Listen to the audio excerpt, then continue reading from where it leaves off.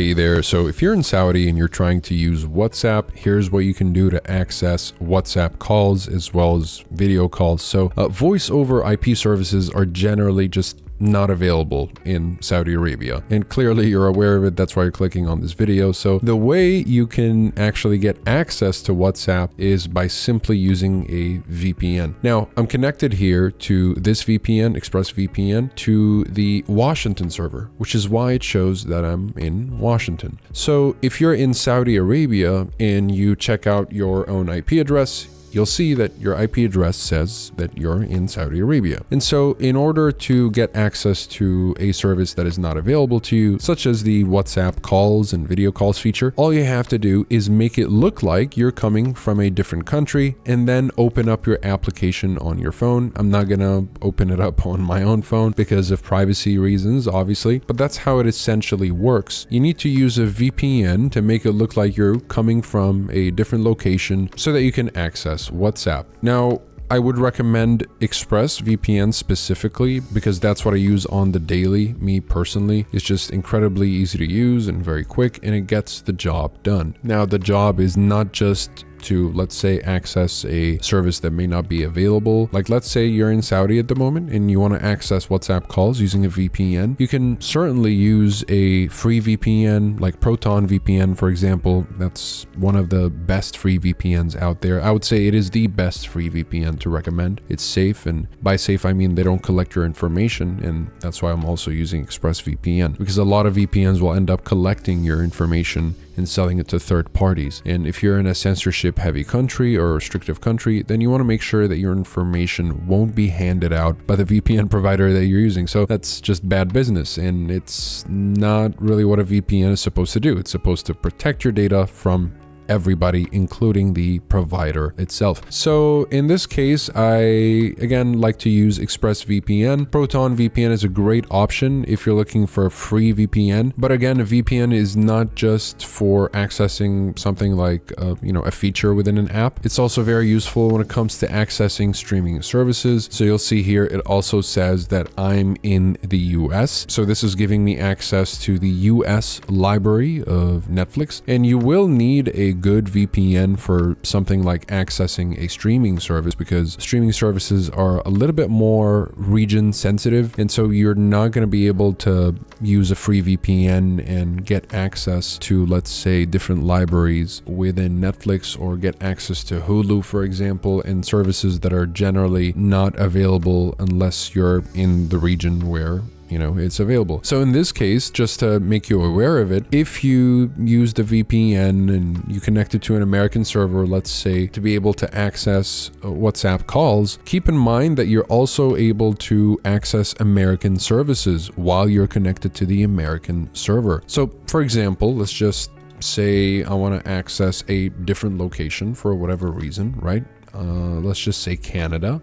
So I'll connect to the Canadian server, go ahead and refresh, and I'll go back to Netflix, also give it a refresh, go to the IP finder here, give it a refresh as well, and you'll see that it'll say I'm now in Canada.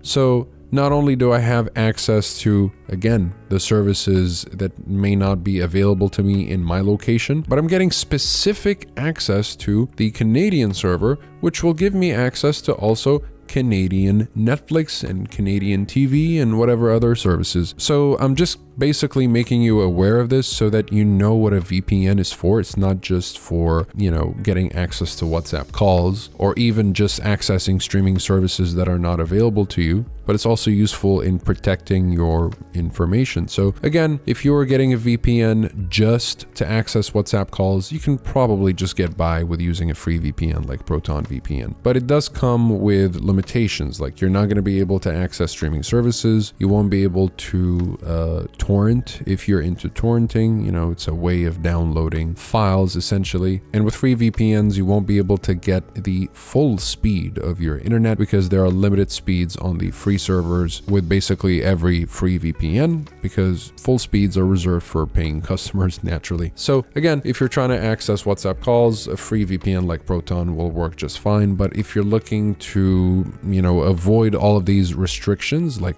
speed restrictions, the ability to pick whatever country you would like to pick yourself, and that will give you access, of course, to streaming services and platforms that are not available to you. Again, it could be a streaming library of Netflix or a streaming platform that is entirely only available in a specific region, like Hulu, for example.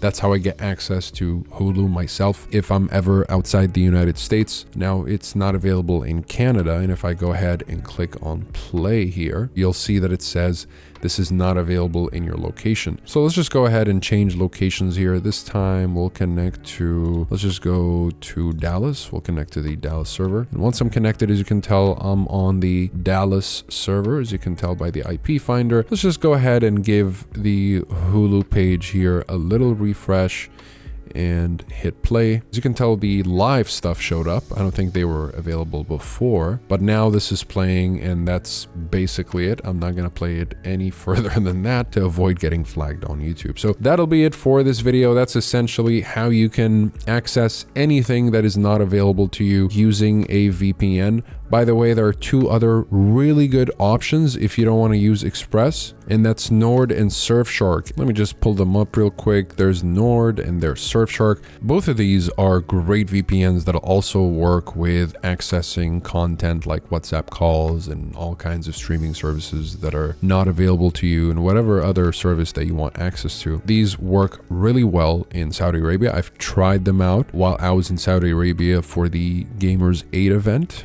You gamers out there will know what I'm talking about. It was a great event. Definitely would recommend it. So the only thing that I would like to point out is with Express and Nord, if you're looking for a Saudi Arabian server, it's just not available.